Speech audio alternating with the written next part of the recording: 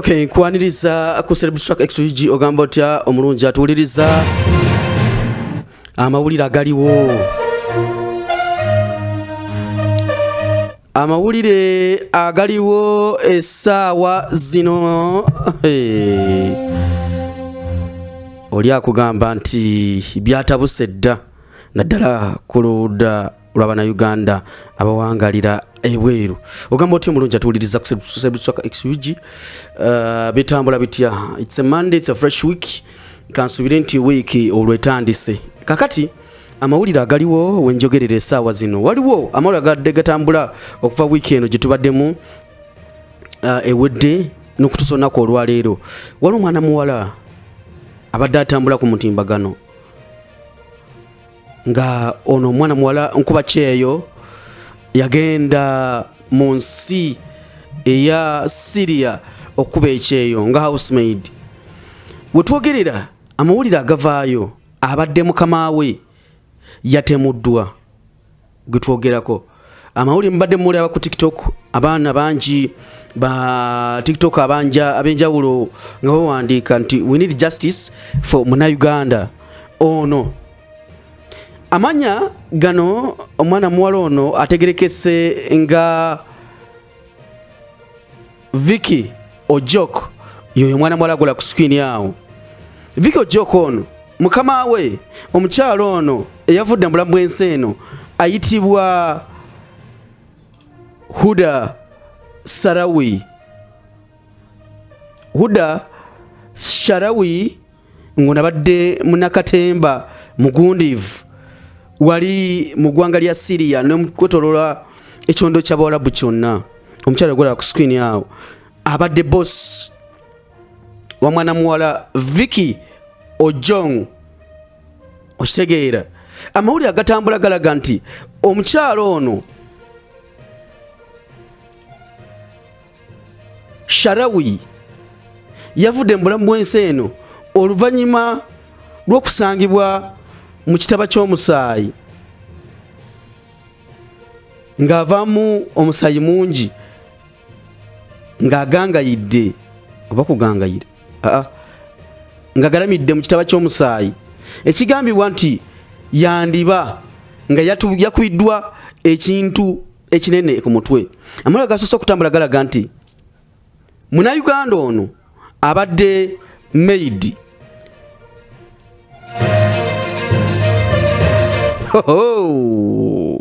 Akabi kazze dda. Akabi kazze dda. Nti Munnayuganda ono Vicky Ojong kigambibwa mbu Eyasse Mukamawe ono ye Munnayuganda ayogerwako oyagwalaba mu screen awo bamuyita Vicky Ojong. Ng'ono abadde atambula ne Mukamawe nga bamugamba nti nafuna maid kati mba sisobodde wano ntambula naye mu mbeera bweti ne bweti. Wala katambi njagala kubanga nkafutirako wano ku screen olabe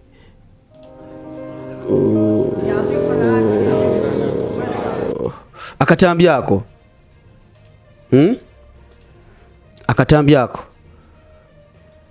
oyo gwolaba ayimiridde emabega w'omukyalo oyo ono oyo gwolaba ayimiridde emabega w'omukyalo oyo njagala nkakusakulingireko wano. Okay. Ono oyo omuwala gwolaba ayimiridde emabega w'omukyalo oyo gwolaba ayimiridde emabega w'omukyalo oyo njagala nga nkusakulingira ku muwala oyo omwetegereze bulungi. Omulaba ono kigambibwa nti yajje Mukamawe mu bulamu bw'ensi eno obwoma ng'ettooke. Kitegeera ono yabadde Mukamawe. Omukyalo ono bwe tutunulira ku byafaayo by'omukyalo ono Bagamba is a Syrian actress who considered one of the founders of the syndicate of Syria artists. Her distinguished voice had an impact on her work on Damascus radio, especially in the series The Lure of Justice. Her work varied between film, theater, and television, including the series The End of Brave Man in 1994. Omukyala ono yazaalibwa ng'ennaku z'omwezi 28 October 1938. Wetwogerera avudde mu bulamu ensi eno nga aweza emyaka 88. Omukyala ono Huda Sharawi abadde muzannyi wa firimu, yakolako ku radio nga ono afiiridde mu kibuga Damascus. Afiiridde mu kibuga Damascus wali mu ggwanga lya Syria. Naye nga omukyalo ono waviiridde mu bulamu bw'ensi eno azanye firimu nnyingi. Abadde munakatemba, abadde radio voice over artist. Okitegeera ekintu ekyo. Abadde radio voice over artist omukyalo ono. Amawulire gavudde ne gawandiika katusomeko wano. Dubai veteran Syrian actress Huda Sharawi was found dead in her apartment in central Damascus on Thursday morning, with the preliminary investigations indicating that she was killed by her maid, who fled the scene after the crime, the security authorities said. Nti kigambibwa nti omukyalo ono waliwo atiko eno mbadde njagala tugisome bulungi. Waliwo eno atiko eno nadde njitaddewa nga kigambibwa nti omukyalo ono yatiddwa, agambibwa okuba nga yemeyidiwe. Yatiddwa agambibwa okuba nga yemeyidiwe. Yoli muwala gwenkulaze gwe bagamba nti muna Uganda. Waliwo eno article eno. Waliwo na Damascus, Syria authorities announced on Thursday the arrest of the suspect in the shocking murder of veteran actress Huda Sharawi, a tragedy that has sent shockwaves through the Arab entertainment world. The Damascus Internal Security Directories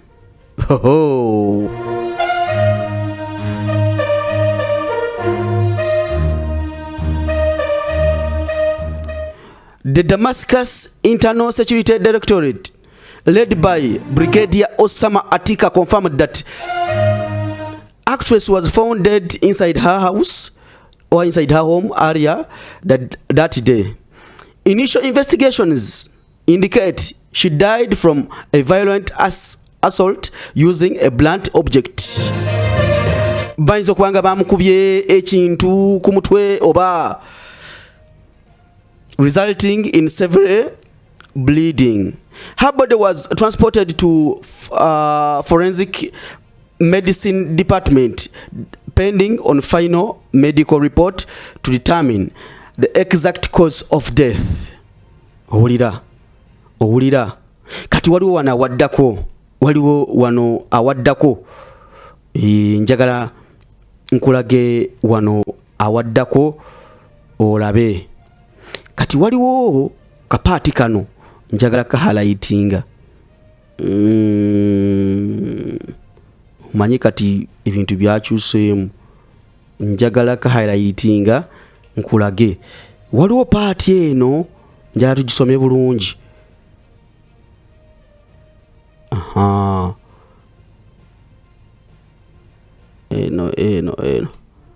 Eno paati eno bagamba security sources revealed that Sharawi's Ugandan housekeeper Vicky Ojok fled the residence after the alleged attack but was apprehended by law of enforcement later on Thursday. During the questioning, njagala ulize bulungi wano, the suspect admitted to committing the crime. Omuwala ono wakati mu kajojojiwe ebibuuzo,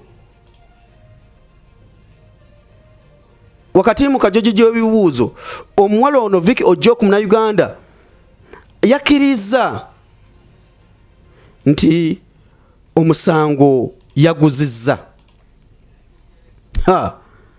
Olaba akalaba abasajja bakasindikako omuntu yeganya omusango, kati olwo gwakkiriza omusango. Tunulira ki ekigenda okubeera awo. Mwana muwala mu atikweno agamba, atikene gamba, during the questioning the suspect admitted to committing the crime. While investigations continue, uncover the motive and the circumstance before the case is referred to the relevant judiciary. Shalawi, aged 87, was celebrated actress, the Arab world for her iconic role in Syrian drama, most notably as Zaki, the long-running series Bab al-Arhara. Her career, omukyala gwe twogerako yono,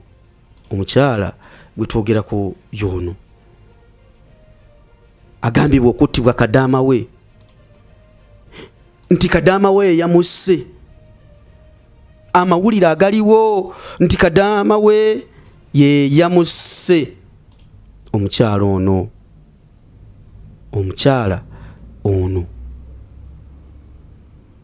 Omulaba, njagala nkuddizeyo katono tugende mu slow motion. Njagala tugende mu slow motion tulabe omwalo. Omulaba omuwala ono engeri gy'atunuulira Mukama. Omuwala munyiivu nnyo. Simanyi yentunula ye bw'otunuulira akatambi ako. Njagala otunulire closely. Omwala eno engeri gy'atunulamu.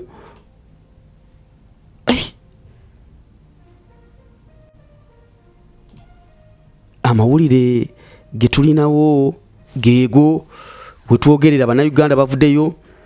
Njatunulire ku muwala ono, tutunulire omuwala ono. Olaba engeri gy'atunulamu. Kati lino eriiso lino litunudde wano. I want to play that video. Omulaba, oba omulimu teyagusiima, kuba amawulire galaga nti omwana ono yasse Mukamawe. Tetuyinza kumusalira musango naki kyabaddewo, kuba abaana bana bagenda mu biyumba bayita mu bintu bingi. Omwana omulaba ono, njagala tulabe wano.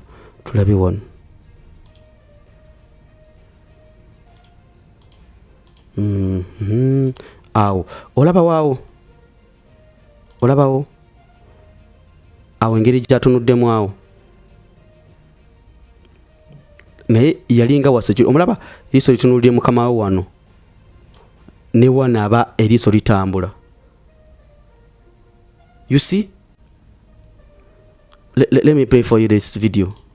Olabe wetambula. Omulaba, ekitegeeza omwana yagenda nga maid, naye awo ng'akutte ensawo ya Mukamawe.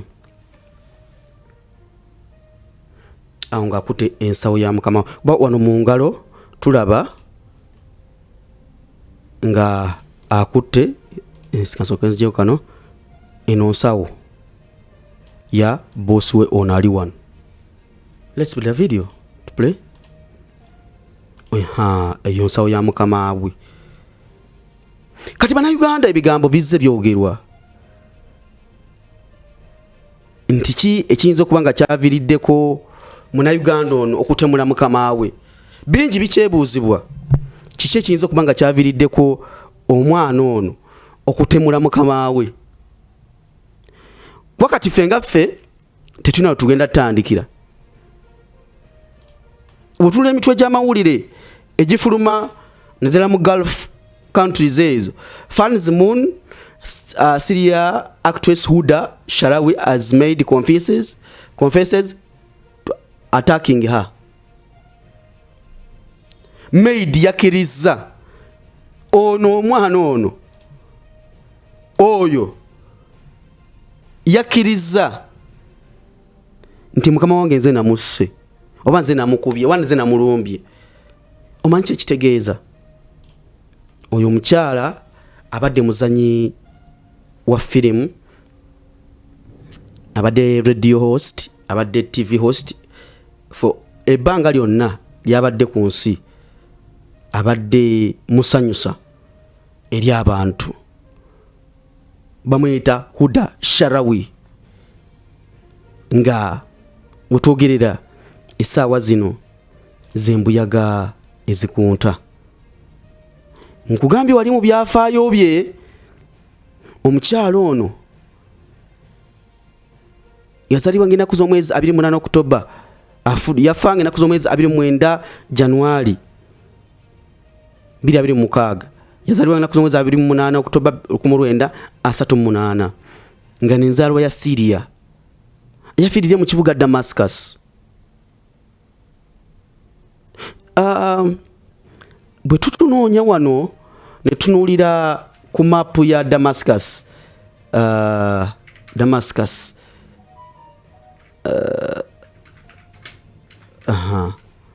yafiiridde mu ggwanga lya Syria.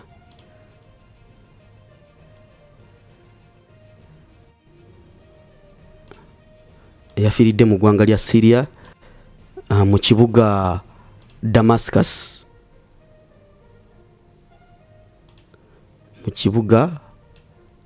Mu kibuga Damascus mwe yafiiridde omukyalo ono. Oh my God. Yatunuulira wano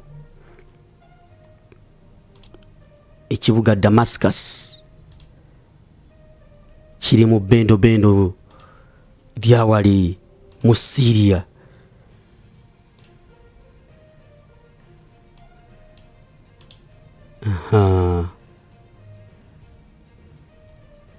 Okay.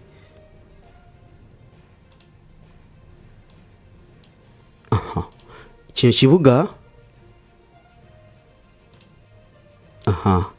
This is Damascus.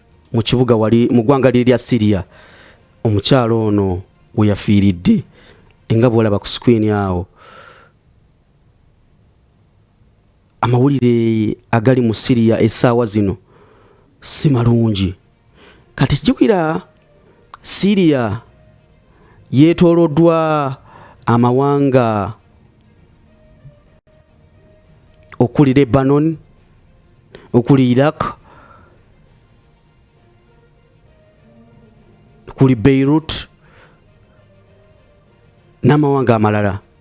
Kuba bw'ova wano mu Syria tulina wano omwalo gwa Beirut, wano tulina Lebanon this side, mu Lebanon wano Lebanon. Okitegeera. Kati bannayuganda ono omwana ayingira atya mu nsi nga zino? Abaana munoonyeza emirimu. Ne kyonna ku kyavudde tetunaba kumanya buzibu ki obwaviiriddeko omwana ono okutta Mukamawe. Tetunaba kutegeera ensonga lwaki omwana ono yasse Mukamawe. Tetunaba kukitegeera.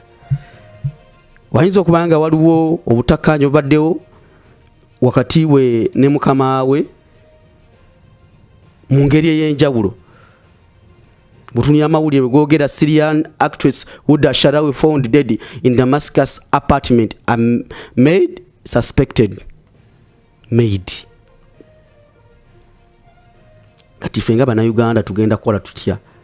Ono muna Uganda munaffe ali mu mbeera eno tugenda kukola tutya? Amawulire gampuna. Amawulire gampuna. Muna Uganda yajje Mukamawe mbulamu bw'ensi eno.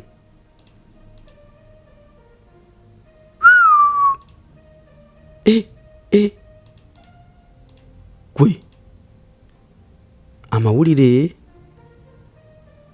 gampuna.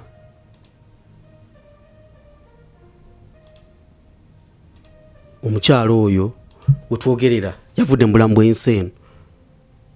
Bamuyita Wuda Sharawi. Bannayuganda bangi beebuuza omwana ono bamuyambe batya, kuba gyensemye okuwulira nti yandibanga bagenda kumusalira gwa kufa gwa kalaba. Balaga nti omukyalo ono yakubiddwa ekintu ekiringa mota ku mutwe. Emota ebeera yaki? Mota zibeera mu faani. Mota ezo zibeera mu faani. Kati nti omukyalo ono yandibanga yakubiddwa mota ku mutwe. Mota zino ze ziyambako nga faani okwetooloola. Faani okwetooloola. Naye Munnayuganda ono tumuyambe tutya? Mu ngeri eno amawulire gogongera okuwandiika mu ngeri ez'enjawulo, blogs ez'enjawulo ziwandiika, blogs ez'enjawulo ziwandiika mu ngeri eyo. Omukyalo ono yasemba okulabikako ku mukutu ogumu mu interview nga ayina ensonga zayogerako. Omukyala Wuda Sharawi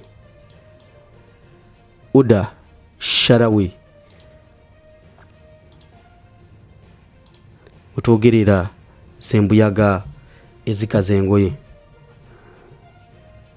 Zembuyaga ng'ono abadde munakatemba muzannyi wa firimu.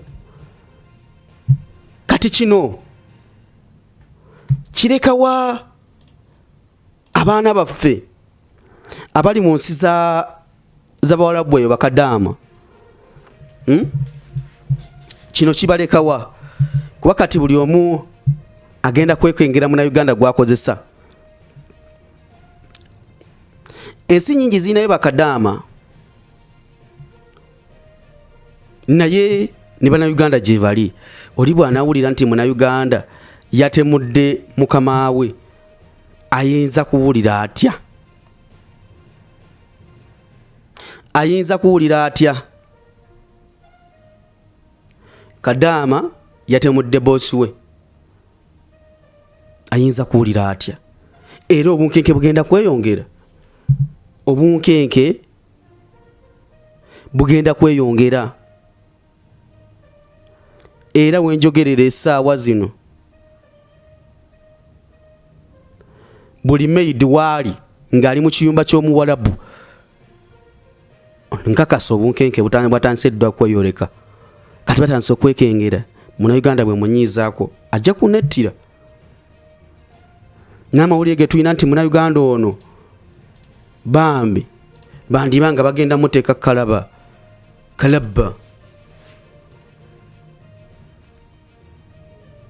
bandiba nga bagenda kumuteeka ku kalaba. Essaawa yonna Munnayuganda Vicky Ojok. Vicky Ajok yandibanga agenda kalaba.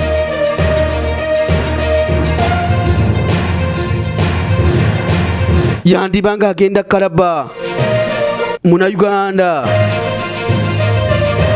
Twongere okumusabira. Ali mu Gwanga lya Syria mu kibuga Damascus, ekibuga ekikulu kya Syria muna Uganda. Vicky Ajok yavano kigambi wantu ono abaze ne Mukamawe emyezi 6 gyokka bwe giti. Kyajagende ew'omukyalo oyo afuuke meidi we ebbanga lya myezi 6 egiyise.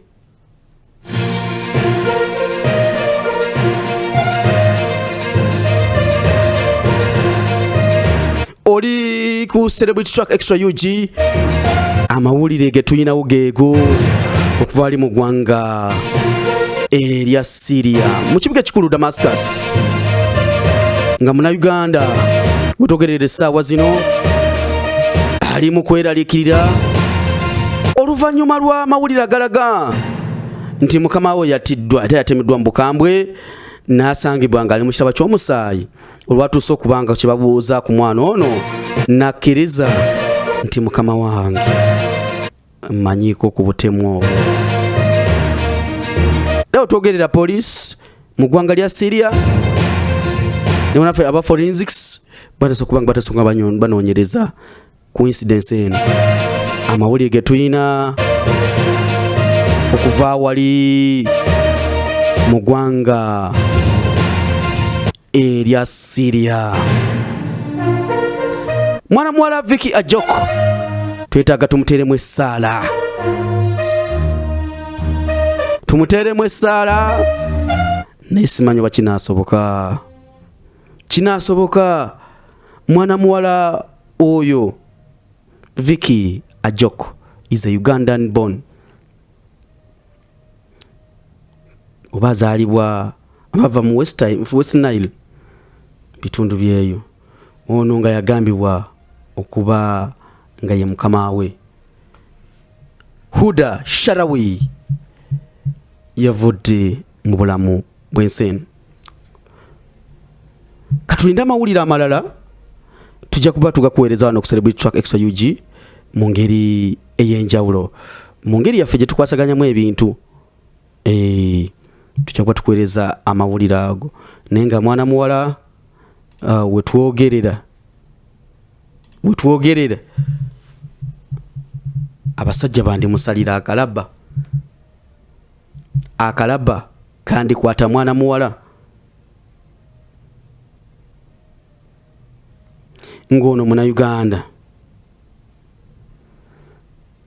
Akalaba kandi mukwata kibinyo nyini ddala. Ensi bitundu bya wali mbuwalabu okubali mu kiyongobero olw'okuviirayiko omukyalo ono muzannyi wa firimu nakinku abadde muweereza ku TV ne radio ez'enjawulo. Otwogerera z'embuyaga ezikunta nga bw'olaba ku screen yawo. Huda Sharawi yavudde mu bulamu bw'ensi mu kiro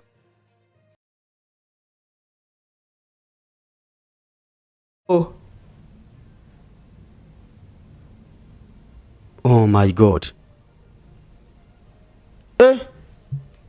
Gwe naye katongera okusabira muna Uganda tulabe embeera eno oba anaagivaamu atya. Ge mawulire ga nnaku si malungi, mawulire ga ntiisa, mawulire ga ntiisa, mawulire si malungi. Mukyalo ono yavudde mbulamu bw'ensi eno nenga kigambibwa nti made we muna Uganda nga bwe twatunuulidde article eno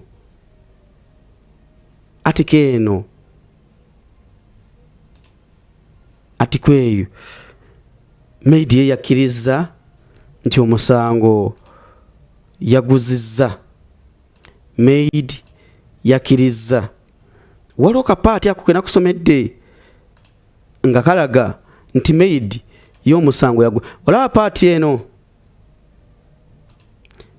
paati waliwo mu article eno waliwo paati soke tulabe during questioning the suspect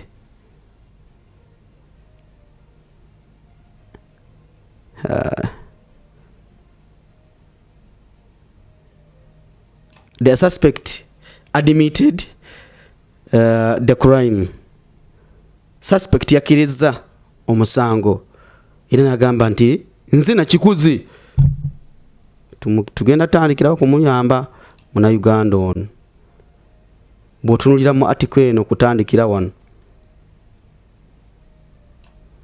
awo bw'ogisoma obulungi omwana yakkiriza nti omusango yaguzizza ogw'okutemula abadde Mukamawe oyogera ku screen bamuyita Huda Sharawe. Okay, kambagalize olunaku olulungi tujja kuba tukomawo nga tulina amawulire agasinga gano mu mbeera eyo neeyongera ku subscribinga Celebrity Track Extra UG ensonga tuwe nga tuzitambuza bulungi nnyo tovaako nze Divosh Matovu kambagalize olunaku olulungi mwe laba.